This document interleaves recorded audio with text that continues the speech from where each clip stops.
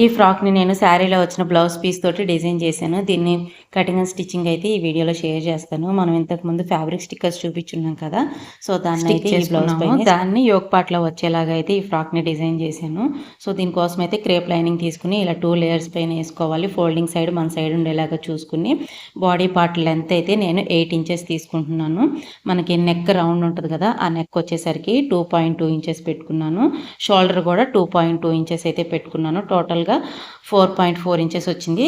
నేను చంక డీప్ వచ్చేసరికి 4.5 ఇంచెస్ అయితే తీసుకుంటున్నాను. మనము అక్కడ పైన నెక్ దగ్గర ఎంతైతే తీసుకుంటామో ఇక్కడ కూడా అంత తీసుకుంటే బేబీ ఫ్రాక్స్‌కి ఈక్వల్‌గా సరిపోయిద్దనమాట. మనం మార్క్ చేసుకున్న మార్కింగ్స్ అన్నిటిని ఇలా స్కేల్ తోటి అయితే డ్రా చేసుకోండి. మనం బేబీ ఫ్రాక్స్‌కి యోక్ పార్ట్ అనేది లెంత్ తక్కువ పెట్టుకుంటేనే ఫ్రాక్ లుక్ వైజ్‌గా బాగుంటుంది. ఇప్పుడు చెస్ట్ రౌండ్ వచ్చేసరికి 20 ఇంచెస్ వచ్చింది కదా! 20 ఇంచెస్‌లో 4వ భాగం అంటే 5 ఇంచులు వస్తుంది. 5 ఇంచులకి 1.5 ఇంచ్ ఖర్చు కానీ లేదంటే 2 ఇంచులు కానీ యాడ్ చేసుకోండి. ఏం కాదు. నేను ఇక్కడైతే 2 ఇంచెస్ అయితే యాడ్ చేసి ఉన్నాను.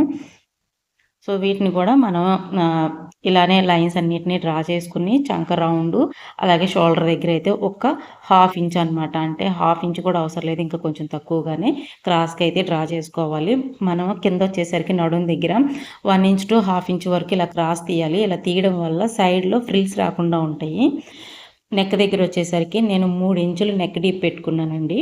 ఫ్రంట్‌లో ఇది ఫ్రంట్ నెక్ డీప్ అనమాట. 3 ఇంచెస్ అయితే పెట్టుకున్నాను. బ్యాక్ నెక్ మనం 1 ఇంచ్ 1.5 ఇంచ్ కన్నా ఎక్కువ పెట్టుకోం కాబట్టి ఫ్రంట్ డీప్ ఎక్కువ తీసుకుంటాము. అలాగే మనం బ్యాక్‌లో డీప్ ఎక్కువ తీసామంటే ఫ్రంట్‌లో డీప్ కొంచెం తగ్గించుకోవాలి. లేదంటే కొంచెం బాగా ముందుకు వచ్చేసిద్ది అనమాట నెక్. అందుకోసం అని చెప్పి ఇప్పుడు బ్యాక్ పార్ట్‌ని కట్ చేసుకోవడానికి సైడ్ ఓపెన్స్ ఉన్నాయి కదా!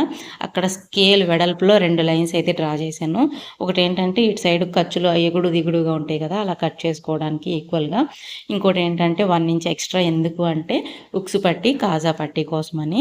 ఇప్పుడు బ్యాక్ సైడ్ నెక్ వచ్చేసరికి నేను 1 ఇంచ్ మీద ఇంకా కొంచెం ఎక్కువ తీసుకుని అయితే లైన్ డ్రా చేసుకున్నాను. చూడండి ఇలా మార్కర్ తోటి మార్క్ చేసినవి మనం బ్యాక్కి ఏదైతే కట్ చేసుకున్నామో దానిపైన ఇలా పెట్టి చేయితోటి ఇలా ట్యాప్ చేసామంటే ముద్రలు మనకు అక్కడ పడిపోతాయి అన్నమాట. సో, ఈజీగా మనం డ్రా చేసుకోవచ్చు. మళ్ళీ కొలతలు తీసుకుని డ్రా చేసుకోవాల్సిన అవసరం లేకోకుండా ఇలా అయితే డ్రా చేసుకోవచ్చు. సో, ఫ్రంట్ పార్ట్‌ని సపరేట్ చేసినాక చంక పార్ట్‌లో కొంచెం ఖర్చు అయితే కట్ చేసేస్తున్నాను. బేబీ ఫ్రాక్స్‌కి కొన్ని ఆట్లకి తీయొచ్చు. కొన్ని ఆట్లకైతే చంక డీప్ పెద్దగా తీయపోయినా ఏం కాదు. ఇప్పుడు ఫ్రాక్ డౌన్ పార్ట్ కోసం అయితే లైనింగ్ కట్ చేసుకుంటున్నాను. ఇది నేను లెంత్ అయితే సుమారుగా పెట్టేసుకున్నానండి. నేను బ్లౌజ్ పీస్ కట్ చేసుకోగా ఇంకా ఎంతైతే మిగులుతుంది అనిపించిందో అది చూసుకుని కట్ చేసేసాననమాట. టోటల్‌గా అయితే ఈ length down part length 15 inches పెట్టినట్టున్నాను. అంతే. మనం మెయిన్ ఫ్యాబ్రిక్ ఎంతైతే తీసుకుంటామో అందులో ఒక 1 ఇంచ్ తక్కువగా అయితే లైనింగ్‌ని తీసుకోవాల్సి ఉంటుంది. ఇప్పుడు ఇది డబుల్ ఫోల్డ్‌లో ఉంది కదా లైనింగ్, దాన్ని అయితే సపరేట్ చేసేసుకుంటున్నాను. ఫ్రంట్‌కో పార్ట్ బ్యాక్‌కో పార్ట్ వచ్చేలాగా అయితే సపరేట్ చేసేస్తున్నాను. ఇప్పుడు నేను చూపించే ఫ్రాక్ అయితే 2 to 3 ఇయర్స్ వాళ్ళకైతే ఈజీగా సరిపోయిద్ది. ఇప్పుడైతే మెయిన్ ఫ్యాబ్రిక్‌ని ఇట్లా 4 లేయర్స్ మీద ఫోల్డ్ చేసి పెట్టుకున్నాను. ఎందుకంటే మనం బాడీ పార్ట్‌ని ఎంతవరకు అయితే కావాలో అంతవరకు ఫస్ట్ కట్ చేసుకుని పక్కన పెట్టేసేసుకుంటున్నాను. నెక్స్ట్ మిగిలిన క్లాత్ అంతా కూడా కింద డౌన్ పార్ట్‌కి వస్తుంది. దాన్ని 2 పీసులుగా కట్ చేస్తాను. అది తర్వాత చూపిస్తాను. ఫస్ట్ అయితే యోక్ పార్ట్ కట్ చేసుకుందాము. మనం ఇక్కడ ఫ్యాబ్రిక్ స్టిక్కర్ అయితే స్టిక్ చేసాం కదా! దాన్ని సెంటర్‌కి వచ్చేలాగా ప్లేస్ చేసుకోవాలి కాబట్టి నెక్‌కి యోక్ పార్ట్‌కి మధ్యలోకి మిడిల్‌లోగా వచ్చేలాగా అయితే ఫస్ట్ చెక్ చేసుకోవాలి.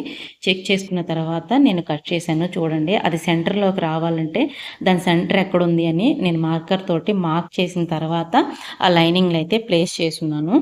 సో, మీరు అదొకటి చూసుకుని ఇలాంటి డిజైన్ ఏమన్నా ఉంది అంటే చూసుకుని కట్ చేసుకోండి. తర్వాత స్టిచ్చింగ్ చేసేటప్పుడు కూడా చూసుకుని మనం కరెక్ట్‌గా పొజిషన్ వచ్చేలాగా చూసుకుని అయితే మనం స్టిచ్చింగ్ చేసుకోవాల్సి ఉంటుంది.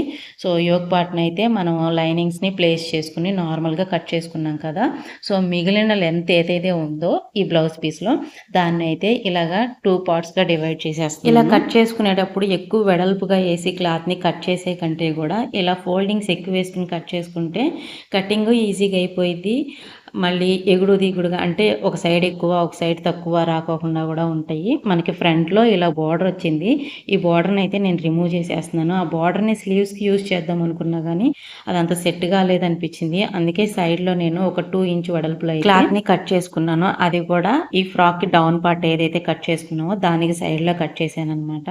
సో ఇప్పుడైతే నెక్ రౌండ్ మనం డ్రా చేసుకున్నది లైట్గా అయిపోయింది కదా, దాన్ని మళ్ళీ ఆ నెక్ రౌండ్ పైనే మళ్ళీ మార్కర్ తోటి మార్క్ చేస్తున్నాను. ఎందుకంటే మనం ఒక సైడే డ్రా చేసాం కదా, రెండో సైడ్ కూడా ఈజీగా మనము ప్లేస్ చేసుకుంటాం కోసం ఇంతకుముందు చెప్పాను కదా, మార్కర్ తోటి మనం దాన్ని కొంచెం డార్క్గా ఇట్లా వీడియోలో చూపించిన విధంగా డ్రా చేసుకుని ఇలా ట్యాప్ చేసామంటే ఈజీగా మనకు ఆ నెక్ షేప్ అయితే పడిపోయిద్ది. సో ఇప్పుడు దీనిపైన మళ్ళీ ఇంకొకసారి మనం డార్క్గా కనిపించేలాగా డ్రా చేసుకుంటే సరిపోయిద్ది. డ్రా చేసుకుని ఇప్పుడు మనం ఏదైతే స్టిక్కర్ స్టిక్ చేసి ఉన్నాం కదా ఫ్యాబ్రిక్ మీద, అది నెక్కి ఎంత దూరంలో అయితే రావాలో చూసుకోవాలి. చూసుకుని అడ్జస్ట్ చేసుకుని తర్వాత నేను ఫింగర్తో డైరెక్షన్ ఇస్తున్నాను కదా, ఓన్లీ చంక రౌండ్ నెక్ రౌండ్ మాత్రమే ఫింగర్తో డైరెక్షన్ ఇచ్చినట్టు పాదం వెడల్పులో స్టిచ్చెస్ వేసుకొచ్చుకోండి. ఈ స్టిచ్చెస్ వేసుకున్నాక సేమ్ అదే విధంగా బ్యాక్ పార్ట్ని కూడా స్టిచ్చెస్ వేసుకోవాల్సి ఉంటుంది. కాకపోతే బ్యాక్ పార్ట్లో హుక్స్ పట్టి కాజా పట్టి ఉన్నాయి కదా, అవి కూడా స్టిచ్ వేసుకుంటాం అనమాట. ఇలా స్టిచ్ వేసుకున్నాక ఎక్స్ట్రా ఖర్చులు ఏవైతే ఉన్నాయో అవి మొత్తం కట్ చేసేసుకోండి. కట్ చేసుకుని ఇలాగా నెక్ రౌండ్ తిరిగిద్ది కదా, ఆ రౌండ్ తిరిగే ప్లేస్లో చిన్న చిన్న నాట్లు అయితే పెట్టేసుకోండి. ఇలా నాట్లు పెట్టుకోవటం వల్ల రౌండ్గా తిరిగే ప్లేస్ ఏదైతే ఉందో అది మనం ఎలా అయితే కట్ చేసామో అలా నీట్ షేప్లో వస్తుంది. అలా నాట్లు పెట్టుకోకుండా ఉంటే కొంచెం అంత బాగా రాదనమాట లుక్ వైజ్గా.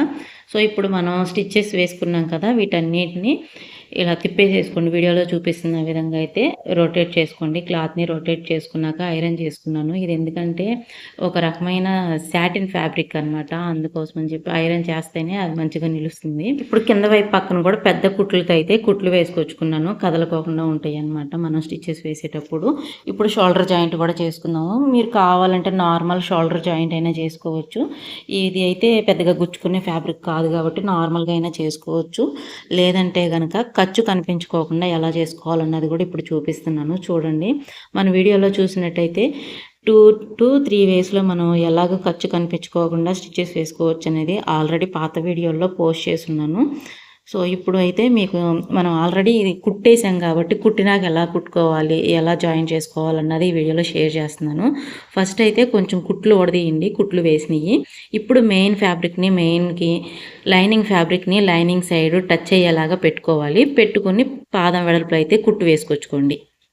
ఓకేనా, ఇప్పుడు ఫింగర్తో డైరెక్షన్ ఇచ్చినట్టుగా కుట్లు అయితే వేసుకొచ్చుకోండి. ఒకవేళ అర్థం కాకపోతే మళ్ళీ వెనక్కి పెట్టుకుని ఒకసారి చూడండి, ఈజీగానే అర్థమవుతుంది. చూసారా, ఇలా తిప్పంగానే మనకి ఫ్రంట్ కానీ బ్యాక్ కానీ ఎటు సైడు కూడా ఖర్చు అనేది కనిపించదు.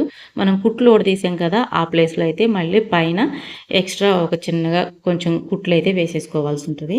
బాడీ పార్ట్ కంప్లీట్ అయిపోయింది కదా, ఇప్పుడైతే డౌన్ పార్ట్ని స్టిచ్చింగ్ చేసుకుందాం. దీనికోసం అయితే లైనింగ్ని సపరేట్గా మెయిన్ ఫ్యాబ్రిక్ని సపరేట్గా అయితే ఇలా ఫ్రిల్స్ పెట్టుకొచ్చుకున్నాను. ఇది కొంచెం సాటిన్ టైప్లో ఉంది కాబట్టి బాగా పీసులు వచ్చేస్తుంది. సో అందుకే ఐరన్ చేసుకొచ్చుకుని అవన్నీ అయితే కట్ చేసేసాను. చూడండి ఐరన్ చేస్తే ఎంత బాగుందో లుక్ వైజ్. ఇప్పుడు లైనింగ్ ఫ్యాబ్రిక్ని ప్లేస్ చేశాం కదా, దానిపైన లైనింగ్ పార్ట్నే టచ్ అయ్యేలాగా యోక్ పార్ట్ని అయితే ప్లేస్ చేసుకోండి. ఇప్పుడు మెయిన్ ఫ్యాబ్రిక్ టచ్ అయ్యేలాగా అయితే ఇంకొక మెయిన్ ఫ్యాబ్రిక్ని ప్లేస్ చేశాను కదా, ఇలా ప్లేస్ చేసుకుని స్టిచ్ వేసుకొచ్చుకోండి. యోక్ పార్ట్ దగ్గర ఇలా వేశారు అంటే మనకి అటు లోపలికి కానీ బయటికి కానీ ఖర్చు అయితే తెలియదు. మళ్ళీ అందులోనే ఇలా పీస్ వచ్చే ఫ్యాబ్రిక్స్ అనుకోండి, మనం బయటికి ఖర్చు తెలిసేలాగా కుట్టామంటే ఫ్రాక్స్ తొందరగా పాడైపోతాయి. ఫ్రాక్ అనే కాదు ఏదైనా సరే తొందరగా పాడైపోతాయి. ఇలాగ ఖర్చు కనిపించుకోకుండా కుట్టామనుకోండి లైఫ్ టైం కూడా ఎక్కువగా వస్తుంది. చూడటానికి లుక్ వైజ్గా కూడా చాలా బాగుంటుంది. మన దగ్గర ఓవర్లాక్ మిషన్ లేదనుకున్నప్పుడు ఇలా ట్రై చేయండి. ఆల్మోస్ట్ నేను చూపించేవన్నీ కూడా మనకు ఖర్చు కనిపించుకోకుండా బేబీ ఫ్రాక్స్ని ఆల్మోస్ట్ బాడీ మొత్తం అంతా అట్లనే స్టిచ్ చేస్తాను. ఇప్పుడు మనం సైడ్లో కొన్ని పీసులు అయితే కట్ చేసి పెట్టుకున్నాం కదా స్లీవ్ దగ్గర కోసం అని చెప్పి, అవి 4 ముక్కలుగా వచ్చినాయిగా, వాటిని ఇలాగైతే రెండు కలిపి అటాచ్ చేసుకున్నాను. అటాచ్ చేసుకున్నాక సైడ్లో జిగ్ జాగ్ అయితే చేసేసుకున్నాను. ఇప్పుడు వీటిని కూడా సేమ్ అంతే పెద్ద కుట్టు వేసుకొచ్చుకుని ఫ్రిల్స్ లాగా అయితే లాగేస్తున్నాను. నార్మల్గా ఫ్రిల్స్ పెట్టుకుంటానికి ఈ క్లాత్ అంత సరిపోదన్నమాట. ఈ వేలో అయితే తక్కువ ఫ్యాబ్రిక్ ఉన్నా కూడా ఫ్రిల్స్ మనకి మంచిగా కనిపించేలాగా ఉంటుంది. ఇప్పుడు వీటిని చంక రౌండ్ ఏదైతే ఉందో అక్కడ పెట్టుకుని అటాచ్ చేసేసుకుంటున్నాయి.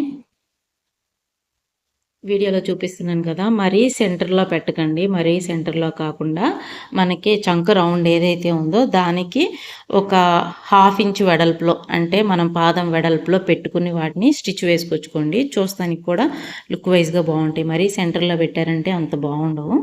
మనకి బాగా ఫ్రిల్స్ ఎక్కువ ఉన్నాయి, వెడల్పు ఎక్కువ ఉందన్నప్పుడు సెంటర్లో పెట్టుకోవాలి. ఇప్పుడు సైడ్ స్టిచెస్ నార్మల్గా కావాలంటే వేసుకోవచ్చు, కానీ మనం ఖర్చు కనిపించుకోకుండా ఎలా వేసుకోవాలో చూపిస్తున్నాను చూడండి.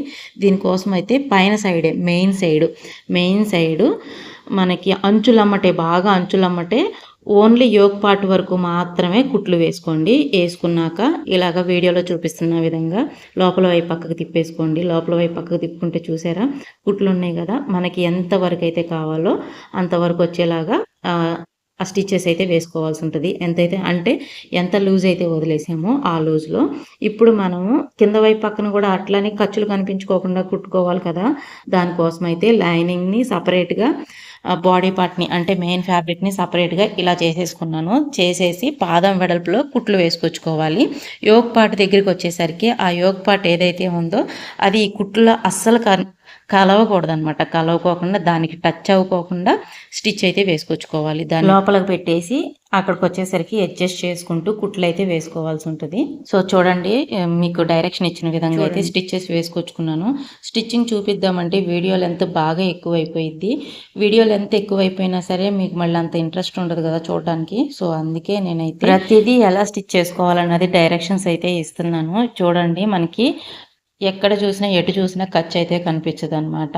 సో ఇప్పుడు మనం బాడీ పార్ట్ దగ్గర ఎక్స్ట్రా లూజ్ పెట్టుకున్నాం కదా 2 ఇంచెస్, దాన్ని అయితే అడ్జస్ట్ చేసుకుంటూ కుట్లు అయితే వేసుకోవాల్సి ఉంటుంది. ఇప్పుడు మనం టోటల్గా అంటే అంచులమ్మటే కుట్టుకున్నాం అనమాట. బాడీ అడ్జస్ట్మెంట్ ఇప్పుడు చేసుకోవాల్సి ఉంటుంది. సో దీనికోసం అయితే మనం ఎక్స్ట్రా ఎంత ఖర్చు అయితే వదిలేసామో అంతా ఇలా మార్కింగ్ చేసుకుని ఓన్లీ యోక్ పార్ట్ వరకు మాత్రమే స్టిచ్చెస్ అనేవి వేసుకోవాల్సి ఉంటుంది. స్టిచ్చింగ్ అయితే టోటల్గా కంప్లీట్ అయిపోయిందండి. కింద జిగ్జాగ్ చేసేసుకున్నాను. లైనింగ్ కానీ మెయిన్ ఫ్యాబ్రిక్ కానీ రెండింటికి నేను కింద వైపు పక్కన జిగ్జాగ్ చేసేసుకున్నాను. చూడండి, ఫింగర్తో డైరెక్షన్ ఇస్తున్నాను.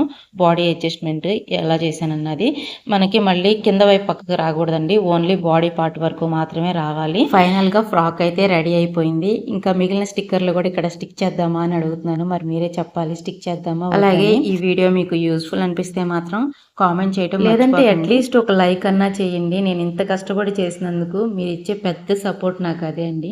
నెక్స్ట్ వీడియోలో మళ్ళీ మీట్ అవుతా.